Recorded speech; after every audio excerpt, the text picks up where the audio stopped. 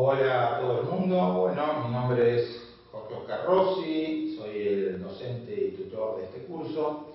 La idea de este video es, tal vez un poco pretenciosa, pero es tratar de dar una mirada general e introductoria al nuevo Código Civil y Comercial de la Nación, ¿no? Es como para ver un poco la estructura de este nuevo código antes de meternos con los temas específicos del código.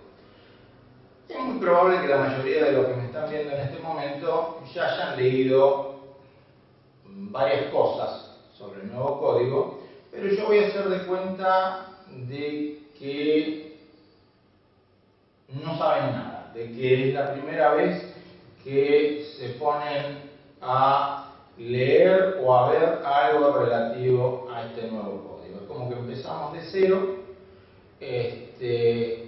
y seguiremos profundizando para dar una mirada genérica a este nuevo cuerpo legal. El nuevo Código Civil y Comercial de la Nación fue sancionado por la Ley 26.994, iba a regir a partir del 1 de enero del año 2016, pero por la Ley 27.077 se adelantó su entrada en vigencia al 1 de agosto de este año. O sea que en unos pocos meses va a entrar en vigencia y es uno de los grandes desafíos que tenemos los abogados, poder por lo menos ver cuáles son las más importantes diferencias entre este nuevo código y los códigos todavía vigentes. Para aprender con H un texto legal tan importante vamos a necesitar unos cuantos años. Ahora nos vamos a conformar con acercarnos al mismo, por lo menos tener una idea general.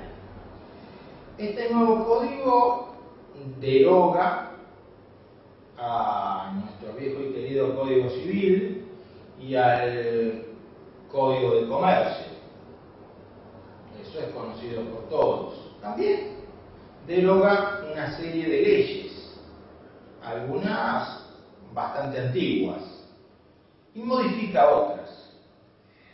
Por ejemplo, el nuevo código, o mejor dicho, la Ley 26.994, deroga la Ley de Propiedad Horizontal, la Ley de Prehorizontalidad, la Ley de Locaciones Urbanas, deroga también la Ley del Nombre, la Ley de Bien de Familia y de Ausencia con Presunción de Fallecimiento. Las deroga ¿por qué? Porque va a incorporar todos esos temas al texto del código. En algunos casos con modificaciones importantes. También deroga la Ley de Fundaciones, la ley que creaba el derecho real de superficie forestal, deroga parcialmente la Ley de Sociedades, porque deroga los capítulos referidos a la sociedad accidental y a los contratos de colaboración. La Ley de Sociedades Comerciales va a ser, además de estos capítulos derogados, va a sufrir modificaciones significativas. Así que no se trata solo de la derogación de dos grandes textos normativos, sino de la derogación de una serie de leyes particulares que en muchos casos van a estar ahora incorporadas en este nuevo código. Dentro de las derogaciones parciales se deroga también parcialmente la ley 24.441. ¿Por qué? Porque se derogan todos los artículos referidos al régimen del fideicomiso, que va a pasar a estar regulado en el nuevo código. Lo mismo respecto de la ley de leasing y la ley de tiempo compartido, ¿no? Son dos normas que no se derogan totalmente, pero sí se derogan capítulos o artículos. Tal vez hubiera sido mejor derogar íntegramente la ley de leasing e íntegramente la ley de tiempo compartido y regular todo en el nuevo código, pero bueno, el criterio fue otro. Además de las derogaciones y de las modificaciones normativas, el nuevo código, que va a constar de un total de 2.671 artículos, el nuevo código significa un cambio conceptual al que los abogados tenemos que acostumbrarnos.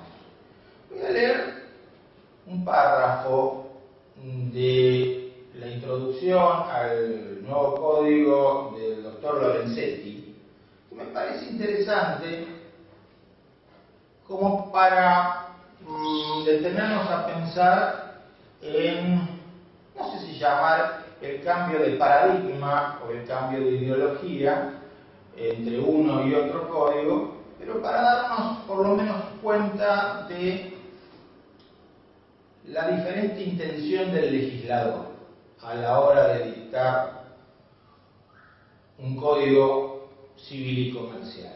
En el siglo XIX, cuando se dicta los códigos civil y de comercio en nuestro país, todavía existía la pretensión de que en un solo texto legal se pudieran tratar todos los temas relacionados con una rama del derecho. O sea, la pretensión del Código Civil era que en ese texto se trataran todos los temas del derecho civil. La pretensión del Código de Comercio, que en ese texto se trataran todos los temas del Código de Comercio. Como sabemos, eso nunca se logró en su totalidad. Hoy día, y leo el párrafo de Lorenzetti que mencionaba hace un segundo, nos dice: un código del siglo XXI se inserta en un sistema caracterizado por el dictado incesante de leyes especiales, jurisprudencia pretoriana y pluralidad de fuentes. La redacción entre un código y los microsistemas jurídicos es la del sol que ilumina a cada uno de ellos y que los mantiene dentro del sistema. Tomando esta metáfora lorenzetiana, podríamos decir que la pretensión del nuevo Código Civil y Comercial no es regular toda la materia civil y comercial, sino ser algo así como el texto central.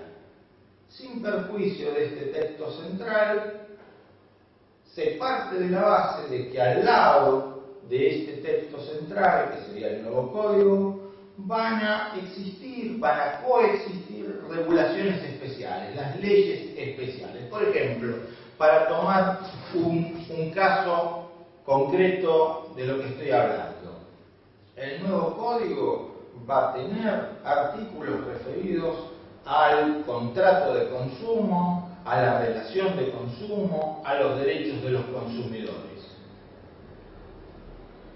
Junto con eso coexiste la Ley de Defensa del Consumidor. La Ley de Defensa del Consumidor y toda la restante legislación en materia del consumidor va a seguir existiendo. Entonces tendríamos un régimen central en materia de consumidores que está en el nuevo Código Civil y Comercial, coexistiendo con un microsistema, el microsistema llamado derechos del consumidor.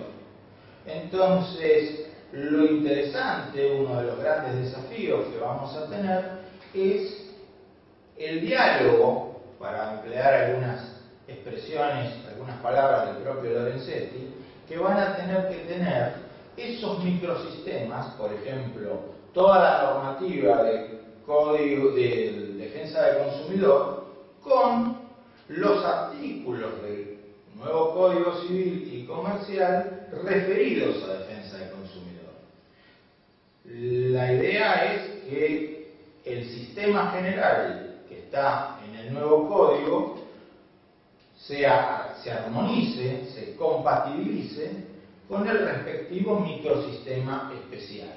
Entonces tendríamos gráficamente en el centro el sistema general, con estos 2.671 artículos, y alrededor de él, orbitando, los microsistemas.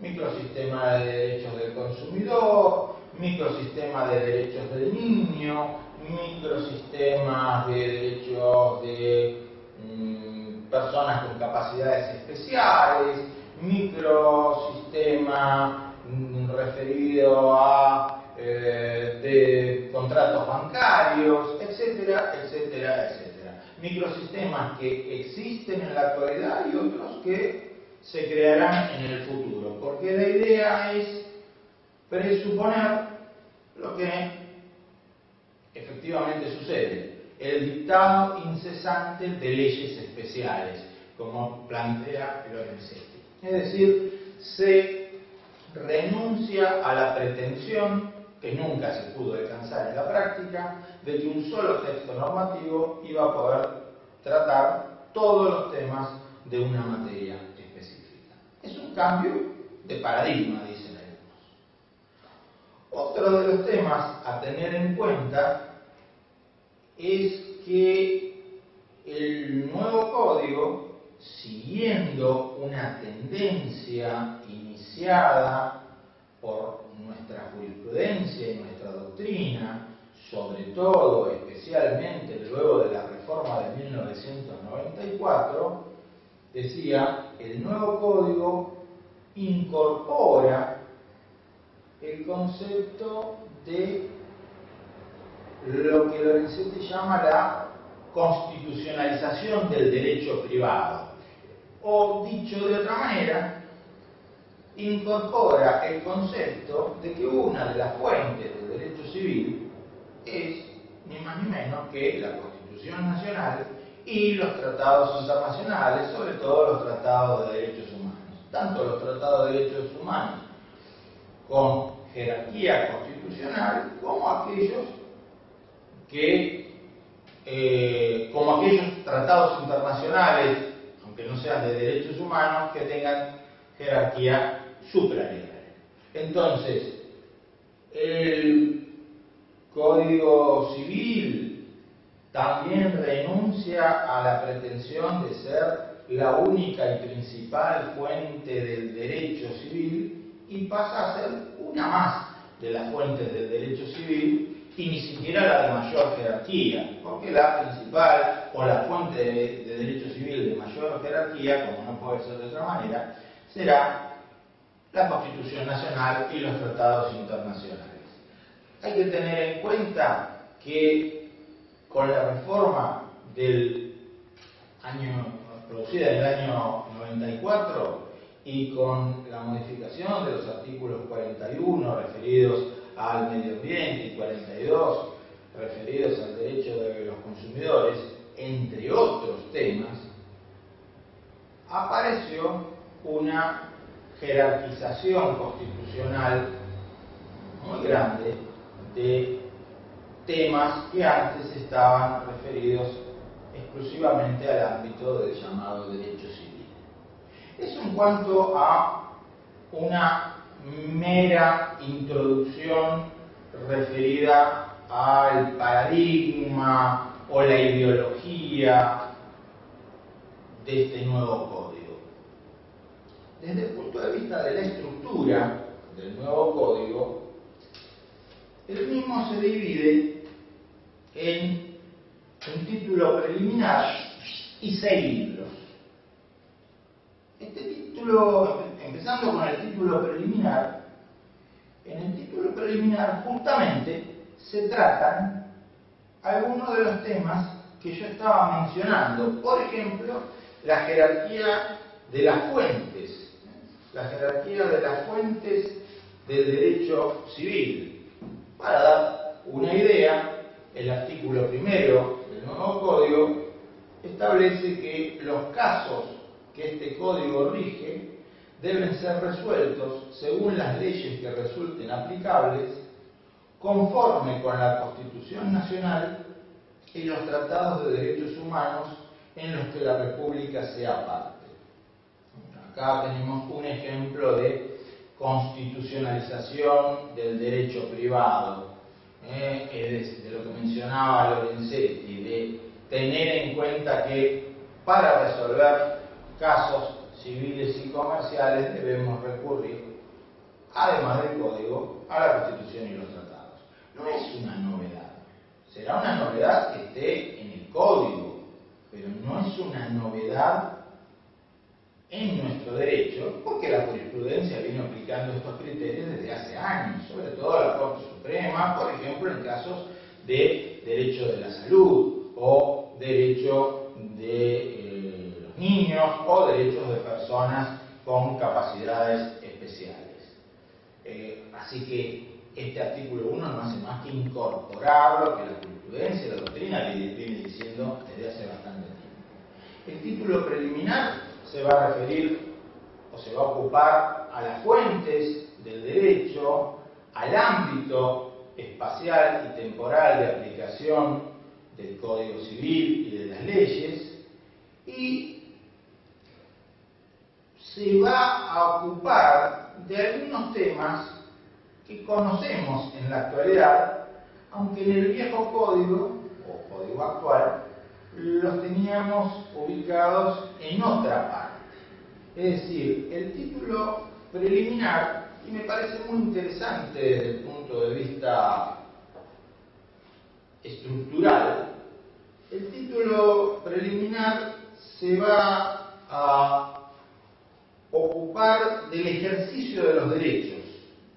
Y en los artículos 9 a 11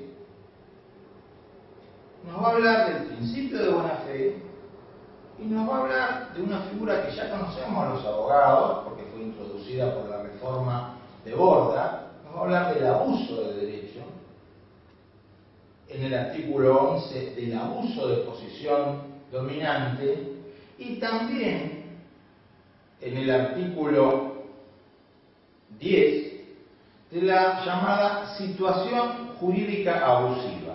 Es decir, junto con el concepto genérico de que los derechos deben ejercerse de buena fe, aparecerá luego el concepto de que no se ampara el ejercicio abusivo de los derechos, con un texto similar, pero no igual al actual artículo 1071, o sea que va a aparecer la noción de abuso de derecho, pero también se van a introducir dos nociones de las que ya hablaba la doctrina y la jurisprudencia, pero que no estaban en el Código Civil actual, que es el abuso de posición dominante y la llamada situación o situaciones jurídicas abusivas. Temas interesantes que veremos cómo los receta y cómo los interpreta la jurisprudencia en el futuro devenir de la aplicación del Código. Luego de este título preliminar vamos a tener luego 6 libros. Por ahora voy a leer simplemente los títulos de esos 6 libros. El libro 1 es la parte general, el libro 2 se titula Relaciones de familia, el libro 3 Derechos personales, el libro 4 Derechos reales, el libro 5 Transmisión por causa de muerte y el libro 6 Disposiciones comunes.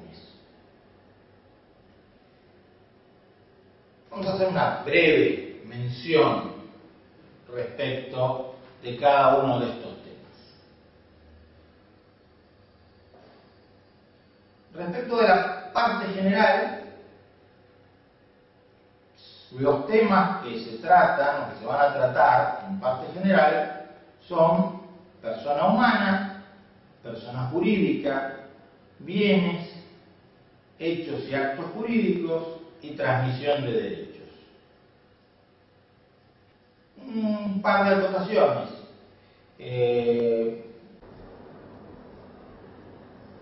Respecto de la parte general, decíamos que uno de los temas que se va a tratar son los conceptos de persona humana y persona jurídica. Por empezar, tenemos un cambio de terminología, ¿no? El nuevo código no va a hablar de persona física, sino de persona humana.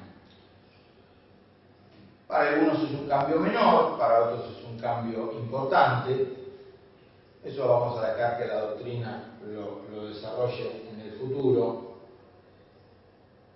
En materia de persona jurídica, el nuevo código incorpora algunas soluciones que ya conocíamos porque la teníamos en algunas leyes, como por ejemplo la ley de sociedades comerciales, o porque la jurisprudencia las había ido desarrollando. Por ejemplo, uno de los temas que va a incorporar el nuevo código en materia de personas jurídicas es todo lo que se conoce como el corrimiento del velo de la personalidad jurídica, es decir, que la persona jurídica no puede ser utilizada en fraude a la ley o para perjudicar a terceros, y que si así se hace, se puede descorrer el velo de la personalidad jurídica y ir directamente hacia los creadores de esa persona jurídica, sean socios, sean miembros de una fundación, sean miembros de una asociación. Otro tema interesante de la parte general es que vamos a tener una más detallada regulación en materia de uno de los atributos de la personalidad, como es el nombre. Dije hace un rato que una de las leyes que se derogan es la ley de nombre. Bueno, justamente se deroga, pero sus disposiciones son receptadas por el nuevo código, así que vamos a tener una regulación bastante detallada en la materia. Otro tema interesante de la parte general es que, comparándolo con el código actual, vamos a tener una regulación bastante más detallada e innovadora sobre los llamados derechos personalísimos. Por ejemplo, muchas cuestiones que hoy día se encuentran en la Ley de Derechos del Paciente, como por ejemplo el consentimiento informado, las directivas anticipadas, la negativa a recibir determinados tratamientos o la llamada muerte digna, el derecho a la muerte digna, van a estar receptados en el texto del nuevo código. Bueno, esto también muestra un cambio de paradigma, ¿no? El código de Vélez era un código predominantemente dedicado a la regulación de los aspectos patrimoniales. El grueso de las disposiciones del Código de Vélez estaba referido a la regulación de los derechos patrimoniales. Los derechos personalísimos o inherentes a la persona aparecían, por supuesto que sí, pero no con el detalle que vamos a ver que ahora aparece. Eso en cuanto a parte general. Por supuesto que en la parte general, como les decía, también vamos a tener toda la teoría de los hechos y actos jurídicos.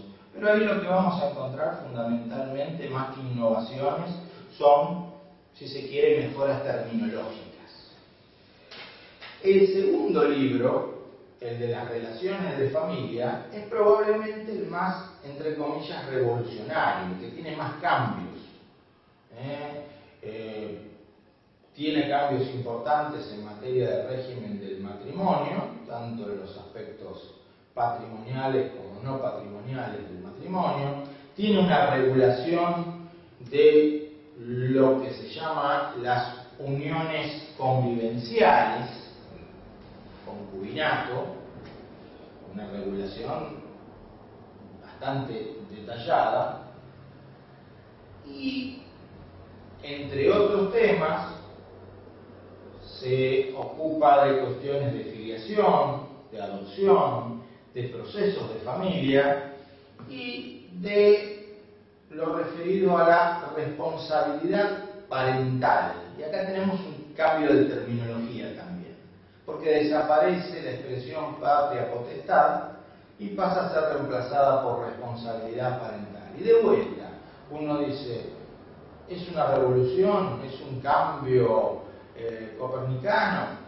No, porque en realidad desde hace muchos años la patria potestad, primero que nada, dejó de ser el conjunto de los derechos del pater familia, porque ya hace bastantes años que la patria potestad la tienen ambos padres, pero además, desde hace bastantes años, lo que llamamos patria potestad, más que ser el conjunto de los derechos que los padres tienen respecto de los hijos, es el conjunto de los deberes que los padres tienen respecto de los hijos. Así que la expresión patria potestad había quedado bastante desligada de su significado actual. Por lo tanto, ahora se la reemplazó por responsabilidad parental.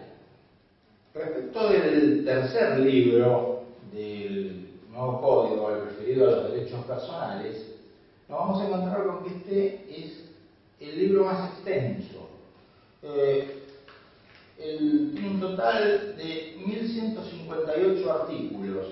Comparémoslo, por ejemplo, con los 323 artículos del libro segundo referido a las relaciones de familia. O sea, sobre un total de 2671 artículos, 1158 se refieren a obligaciones, contratos y responsabilidad civil, porque eso es lo que va a tratar este libro llamado Derechos Personales. Obligaciones, contratos, o sea, contratos parte general, parte especial, y responsabilidad civil. Por eso es un libro tan extenso.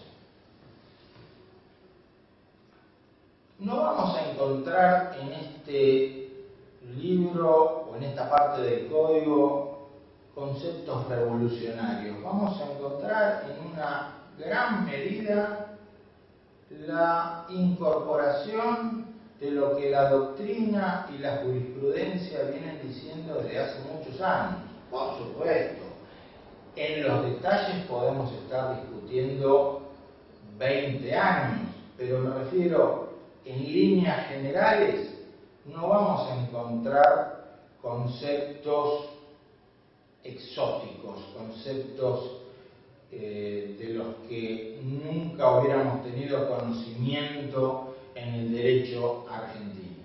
Por supuesto, insisto, podemos discutir sobre si tal artículo debió redactarse así o asá, si en el proyecto de código del 98 estaba mejor redactado que ahora, temas que dejaremos a los doctrinarios. Pero lo que quiero transmitir es que no vamos a encontrar enormes innovaciones. Si, por ejemplo, se ha tomado la decisión de dar una definición de obligación en el artículo 724, y para un poco ejemplificar lo que venía diciendo acerca de que no vamos a encontrar cambios revolucionarios ni siquiera en la terminología. Definición de obligación. La obligación es una relación jurídica en virtud de la cual el acreedor tiene derecho a exigir del deudor una prestación destinada a satisfacer un interés lícito y ante el incumplimiento a obtener forzadamente la satisfacción de dicho interés. Es una definición que, palabras más, palabras menos, conformaría a la gran mayoría de la doctrina. y no es más que situarse en una postura doctrinaria ya antigua, o no podemos decir que es moderna, ¿no? Postura doctrinaria que tiene décadas ya, que concibe a la obligación como una relación jurídica bipolar, en uno de cuyos polos hay un derecho y en el otro hay un deber o deuda. No vamos a encontrar grandes innovaciones, ni siquiera vamos a encontrar grandes innovaciones en la clasificación de las obligaciones. Se eliminan algunas obligaciones naturales, se incorporan otras obligaciones concurrentes, pero no hay enormes, sustanciales cambios, sin perjuicio de que habrá que ir viendo el detalle de cada uno de los artículos. Si se quiere, es más importante, más significativo el cambio que se hace en materia de contratos. Ahí sí, en materia de contratos vamos a tener que el nuevo código plantea la existencia de 3 categorías de contratos, en su parte general me refiero. Lo que podríamos llamar los contratos ordinarios o paritarios, donde ambas partes se encuentran en igualdad de condiciones, donde rige plenamente la autonomía de la voluntad. Esa sería una de las categorías. Los contratos de consumo entre un proveedor y un consumidor. Ahí tenemos un tema interesante porque el código le dedica varios artículos, pero aparte de eso tenemos la legislación especial, es decir, la Ley de Defensa del Consumidor y normativa provincial, local, decretos, resoluciones.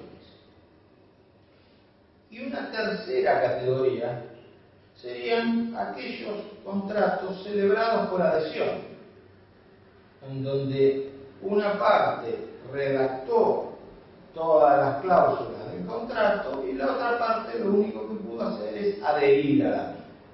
Entonces tendríamos una categoría de contratos, los contratos comunes u ordinarios, donde ambas partes están en igualdad de condiciones y podríamos decir que rige con plenitud la autonomía de la voluntad. Y otras 2 categorías, contratos de consumo por un lado, contratos celebrados por adhesión del otro lado, donde las partes no están en igualdad de condiciones, donde hay, como se decía en una época, una parte fuerte, el proveedor en un caso, el predisponente en el otro, y una parte débil, el adherente o el consumidor. O sea, aparecería la regulación de 2 categorías de débiles jurídicos contractuales. Los consumidores, hayan hecho un contrato por adhesión o no, eso no importa, y los adherentes, sean o no sean consumidores, eso tampoco importa. Los consumidores serían débiles jurídicos porque enfrente de ellos tienen a un profesional, que es el proveedor, y los adherentes serían débiles jurídicos porque no pudieron negociar las cláusulas del contrato que los va a vincular con la otra. Entonces, en estas 2 categorías de contratos van a haber disposiciones distintas que en la primera categoría. Va a haber una regulación, por ejemplo, de las cláusulas abusivas. Va a haber un concepto de cláusula abusiva y va a haber una serie de cláusulas que se tienen por no convenidas, tanto en los contratos de consumo como en los contratos por adhesión. E inclusive van a haber normas de interpretación diferentes. Por ejemplo, se receta esa norma de interpretación que ya viene diciendo la jurisprudencia desde hace bastantes años, que dice que en un contrato por adhesión la interpretación de una norma oscura, de una cláusula oscura o ambigua, se debe hacer en el sentido más favorable al adherente, que es el que no tuvo intervención en la redacción de la cláusula. Este no es un cambio revolucionario, es simplemente receptar lo que la doctrina y la jurisprudencia vienen diciendo desde hace bastante tiempo. Incorporar temas de lo que los libros todavía llaman las formas modernas de la contratación. Y me parece que hoy día es casi una ironía hablar de formas modernas de contratación cuando nos estamos refiriendo a modalidades que existen desde hace 70 años tranquilamente, como es la contratación por adhesión. Pero bueno, le seguimos llamando formas modernas de contratación. Entonces, en la parte general del contrato vamos a tener esta primera cuestión. Además de la noción de contrato, la clasificación de los contratos, vamos a tener estas tres categorías de contratos. Como innovación, como diferencia, si lo comparamos con el viejo código. Otro tema importante, que no me lo olvidé, lo menciono ahora porque me parece que se nota con más fuerza en esta parte cuando hablamos de contratos, es que desaparece la diferencia entre contratos civiles y contratos comerciales. Nosotros hasta ahora tenemos en el Código Civil los contratos típicos civiles, en el Código Comercial los contratos típicos comerciales, y la jurisprudencia y la doctrina elaboran una serie de reglas para poder diferenciar o determinar cuando estamos ante un contrato atípico civil y cuando estamos ante un contrato atípico comercial. ¿Por qué? Porque en la actualidad todavía seguimos teniendo esa separación. Esa separación está fundada en una idea previa, que es el concepto de actos de comercio, concepto capital del actual Código de Comercio. Como ese concepto, el concepto de acto de comercio desaparece también la diferencia entre contratos civiles y contratos comerciales. En el nuevo código vamos a tener contratos. No vamos a hablar más, como hasta ahora, de compraventa civil, compraventa comercial, mutuo civil, mutuo comercial, depósito civil, depósito comercial. Va a desaparecer lo que se conoce como duplicación de tipos contractuales. Y va a desaparecer también entonces toda la noción de acto de comercio, todo lo que en su momento tuvimos que aprender de memoria o casi de memoria cuando estudiamos el artículo 8 del actual Código de Comercio. Es un cambio importante, un cambio pedido por la doctrina y la jurisprudencia de hace muchos años. Se van a mantener todos los contratos típicos que ya conocemos y se incorporan otros contratos hoy día comunes, pero todavía sin una regulación específica. Por ejemplo, el nuevo código tipifica al contrato de suministro, al contrato de concesión, al contrato de franquicia, al contrato de factoring, contratos que son conocidos en nuestras prácticas comerciales, pero que todavía no estaban regulados. Otra particularidad interesante en materia de contratos es que, además de las tres categorías que mencioné, contratos paritarios, contratos celebrados por adhesión y contratos de consumo, además de eso, ya en la parte especial de contratos, vamos a encontrar una regulación de los contratos bancarios. O sea, el nuevo código va a referirse específicamente a los contratos bancarios, pero se va a referir, lo que tiene de específico es que va a tener una parte general de contratos bancarios, luego se va a ocupar de los contratos bancarios de consumo, y luego se va a referir a ciertos contratos bancarios, por ejemplo, contrato de depósito, por ejemplo, contrato de apertura de crédito, por ejemplo, contrato de servicio de caja de seguridad.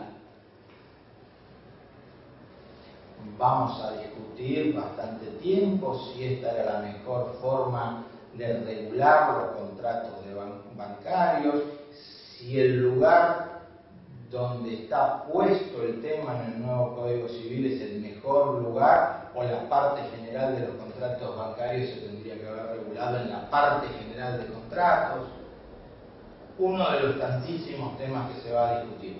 Pero quería mencionar ese tema. En la actualidad, por ejemplo, en el Código Civil actual, las reglas en materia de contrato de depósito se aplican solo de manera supletoriamente a los depósitos bancarios.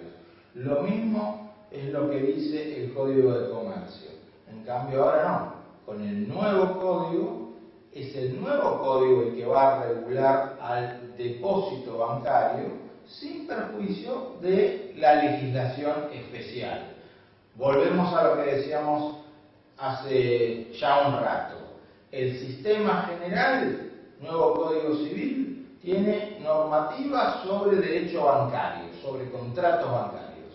Sin perjuicio de eso, hay un microsistema, por ejemplo, un microsistema configurado por la Ley de Entidades Financieras, todas las resoluciones del Banco Central, que se van a ocupar de los contratos bancarios. Entonces, el sistema general y el microsistema bancario tienen que compatibilizarse, tienen que coexistir, tienen que armonizarse. Siguiendo con este largo libro referido a los derechos personales, la última parte de este libro se refiere a la responsabilidad civil. Y en materia de responsabilidad civil, nuevamente, no esperen revoluciones, esperen, en cambio, encontrarse con mucha terminología que los abogados venimos utilizando desde hace años, pero que no estaba incorporado al texto del código. Por ejemplo, esperen encontrarse con términos tales como factor de atribución objetivo, factor de atribución subjetivo, responsabilidad objetiva, antijuridicidad, relación de causalidad. ¿No hay innovaciones? Sí hay innovaciones. ¿Cuáles son las más importantes en materia de responsabilidad civil?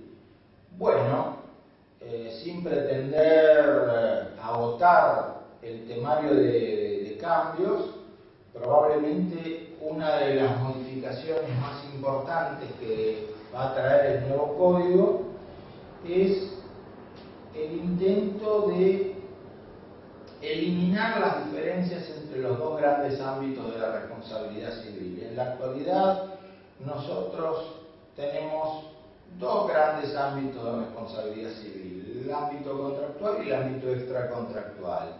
Ámbitos en los cuales el actual código tiene una regulación diferente en temas como plazo de prescripción, extensión del resarcimiento, edad del discernimiento, etc. El nuevo código busca unificar ambos campos de responsabilidad, es decir, el principio es que las soluciones sean las mismas en el campo contractual o en el campo extracontractual. Sin embargo, no se va a llegar a la absoluta unificación. Van a persistir algunas cuestiones, sobre todo en materia de relación de causalidad, de extensión del resarcimiento, donde va a ser importante saber si la responsabilidad es contractual o extracontractual. Entonces la idea del nuevo código ha sido, siguiendo una tendencia predominante no solo en el derecho argentino, sino en el derecho occidental, podríamos decir, ir eliminando las diferencias entre ambos campos de responsabilidad. Ese es un tema importante. También se modifican los plazos de prescripción. Esa es otra cuestión importante a tener en cuenta. Y siguiendo con el tema de la responsabilidad civil, otro tema, a mi juicio, importante en materia del nuevo código es que se incorpora la llamada función preventiva de la responsabilidad civil. Es decir, el código actual concibe a la responsabilidad civil básicamente en su faz resarcitoria. Se produjo un daño, hay que repararlo. El nuevo código le va a incorporar otra función a la responsabilidad civil. No solamente resarcir el daño, sino prevenir el daño. Por ejemplo, vamos a ver que se incorpora una llamada acción preventiva. En realidad, en el anteproyecto se planteaba que la responsabilidad civil debía cumplir tres funciones: una función preventiva, una función resarcitoria y una función disuasoria. Es decir, evitar en lo posible los daños, reparar los daños y disuadir a que se cometan nuevos daños. Esta función disuasiva se pretendía regular a través de lo que hoy conocemos como los daños punitivos que existen en la actual Ley de Defensa del Consumidor. Esta última parte, la de la función disuasoria o disuasiva, fue eliminada por el Poder Ejecutivo, así que quedaron en pie estas dos: la función preventiva y la función resarcitoria. En materia de responsabilidad civil, por supuesto, otro de los temas importantes y que ha despertado enormes controversias del nuevo código es que las disposiciones de este código no se van a aplicar para los casos de responsabilidad civil del Estado. La responsabilidad civil del Estado se va a regular por una ley especial. De hecho, es lo que ocurre. En la actualidad tenemos una ley especial que regula la responsabilidad civil del Estado nacional y además se invita a las provincias a dictar sus respectivas regulaciones. Esto no era así en el anteproyecto de Lorenzetti, pero es una de las modificaciones que tuvo por parte del Poder Ejecutivo. Así que es eso también un cambio importante y muy fuerte. Todo lo que sea responsabilidad civil del Estado, en principio, quedaría fuera del nuevo Código Civil y Comercial. Nos quedan los tres últimos libros. El libro cuarto se refiere a los derechos reales. Aquí tampoco vamos a encontrar grandes cambios, sino el intento de ayornar los derechos reales al siglo XXI. Pero cuando me refiero a que no vamos a encontrar grandes cambios, quiero decir, no vamos a seguir manejando con determinados conceptos y con determinada terminología que hoy día ya es tradicional. Desde el concepto de posesión, el concepto de tenencia, el concepto de acciones posesorias, acciones reales. No vamos a encontrar enormes cambios al respecto.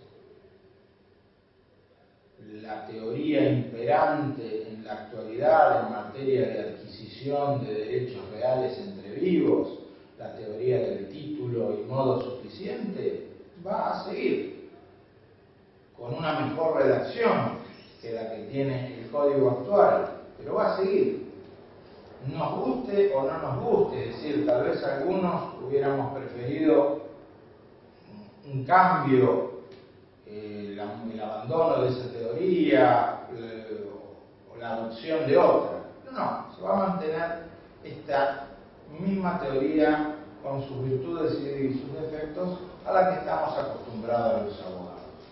Entonces, los principales cambios en materia de derechos reales pasan por la incorporación de algunos derechos reales y la modificación de otros.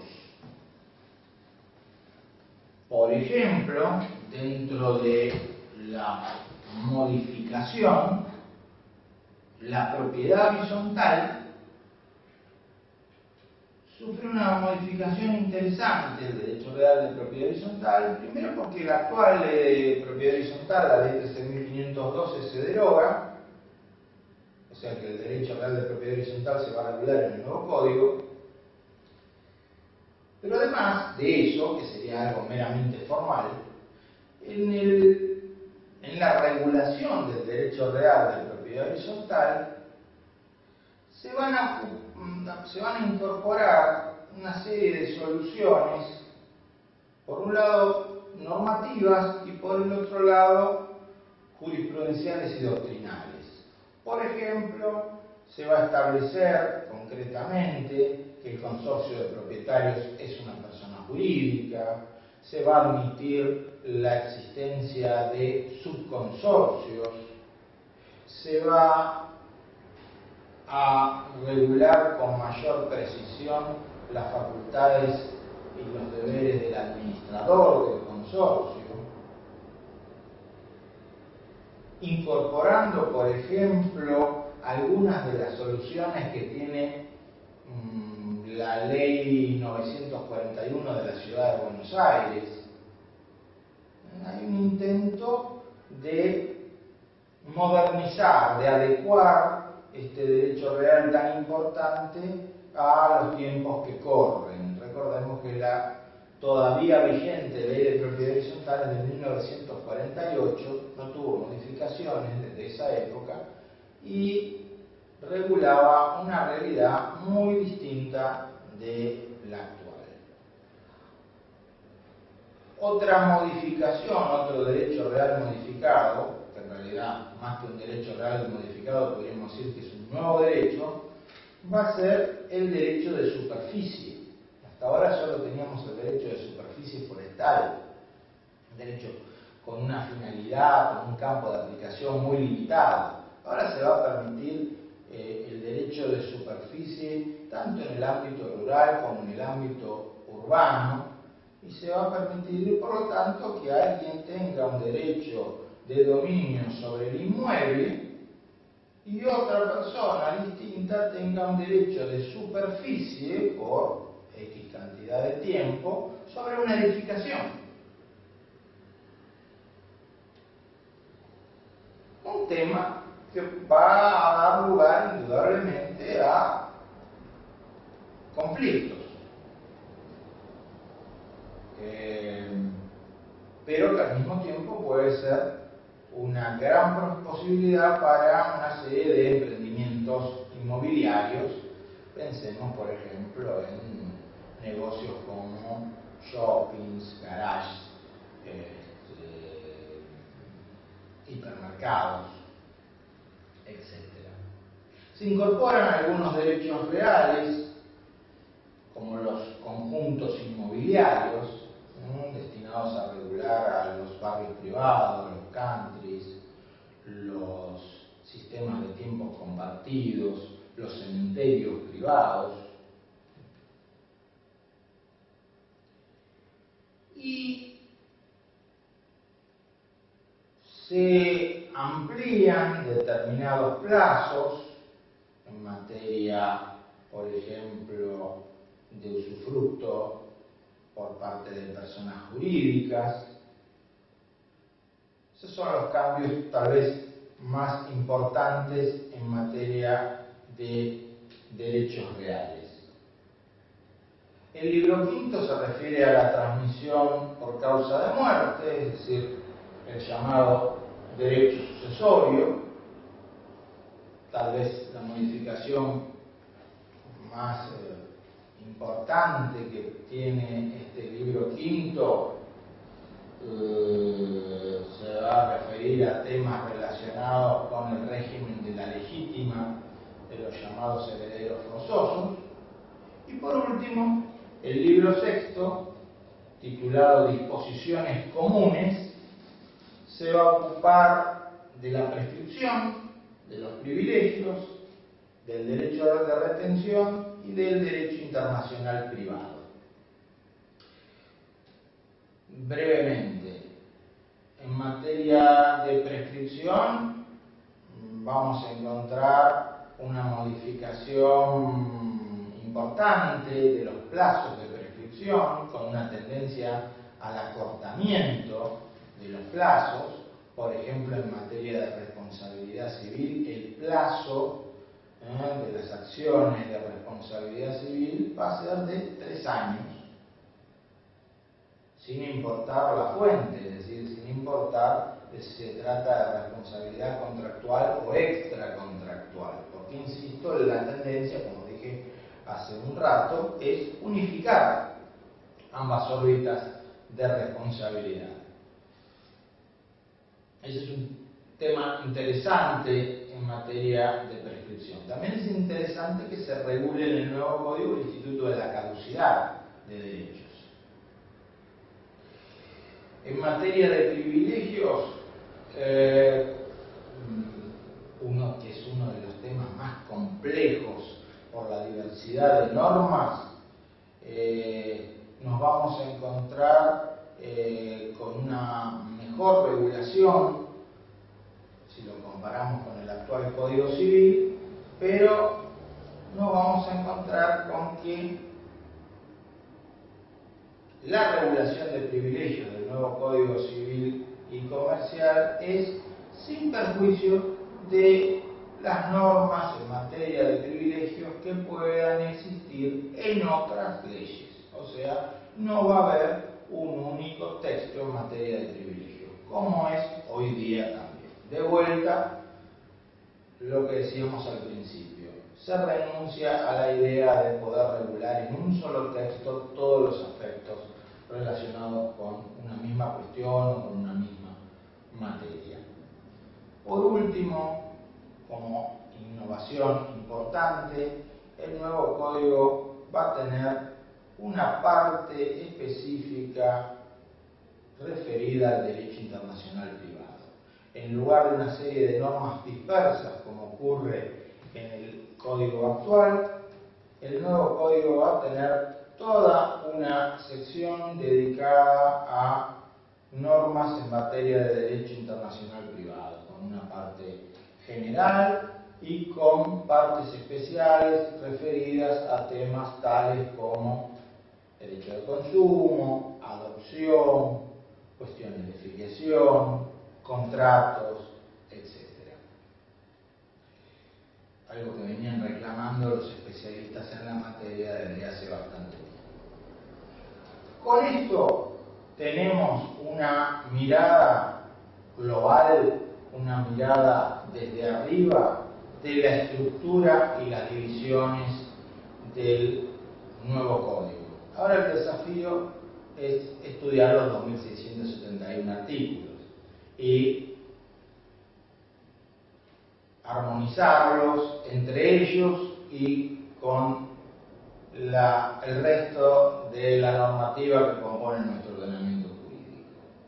Espero que estas palabras les hayan servido para darse una idea, para ponerse, como quien dice, en órbita, para ponerse en autos acerca de este desafío que tenemos todos los abogados argentinos en este año 2015, y quedo a su disposición para cualquier consulta respecto de este tema y respecto de los temas específicos del curso, consultas que van a poder hacer enviándome un mail a la dirección jorgeoscar.rossi@gmail.com y trataremos de dar la mejor respuesta posible, teniendo en cuenta que por ahora, y supongo que por varios años,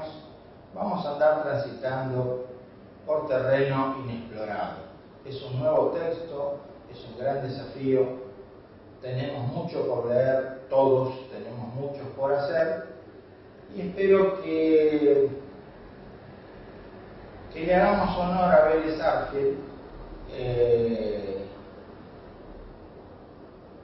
generando una nueva doctrina, una nueva jurisprudencia que nos permita estar a la altura de los mejores derechos. En mi opinión, Argentina se había quedado en materia doctrinaria y jurisprudencial, y un nuevo texto sirve para impulsar las investigaciones, para impulsar la discusión de los nuevos y los viejos temas. Nos vemos en el resto del curso. Hasta luego.